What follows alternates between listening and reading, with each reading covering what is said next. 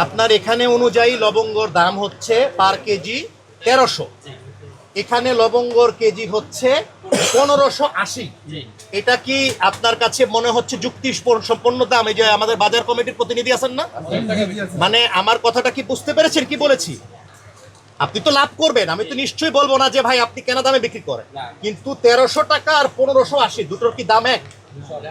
মানে পার কেজিতে নো, সামান্য পরিমাণ না, প্রতি কেজিতে ২৮০ টাকা, এটা মানুষের উপর জুলুম।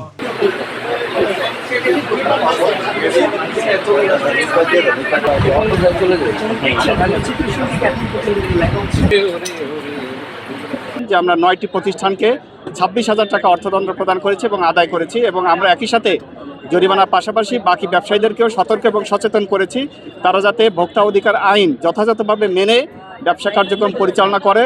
এবং আমরা আমাদের বাজার তদারকি কার্যক্রম পুরো রমজান মাস যাবৎ প্রতিদিন বিভিন্ন বাজারে আমরা আমাদের কার্যক্রম পরিচালিত হবে। আমাদের উদ্দেশ্য তিনটি, আমরা বলি, ১ নাম্বার দ্রব্যমূল্য স্থিতিশীল রাখা, ২ নাম্বার পণ্যে ভেজাল দ্রব্যের যে উপস্থিতি সেটা যাতে না হয় সেটা নিশ্চিত করা, ৩ নাম্বার হচ্ছে বিক্রেতাদের সচেতন করা। এই হচ্ছে আমাদের ৩টা উদ্দেশ্য। আজকে আমরা মূলত আমাদের দ্রব্যমূল্য পরিস্থিতি রমজানে যেন স্থিতিশীল থাকে সেই প্রেক্ষিতে সরকারি নির্দেশনা প্রতিপালনের লক্ষ্যে নিয়মিত অভিযানের অংশ হিসাবে কারণ বাজারের কিচেন মার্কেট এলাকায় মোবাইল কোর্টের অভিযান পরিচালনা করি। আমাদের সাথে আপনারা যেমনটা আমাদের র্যাব 2 এর উপ অধিনায়ক বলছিলেন, আমাদের র্যাব 2 এর সহায়তায় আমাদের সাথে ভোক্তা অধিকার সংরক্ষণ অধিদপ্তরের প্রতিনিধি আমাদের সাথে উপস্থিত ছিলেন।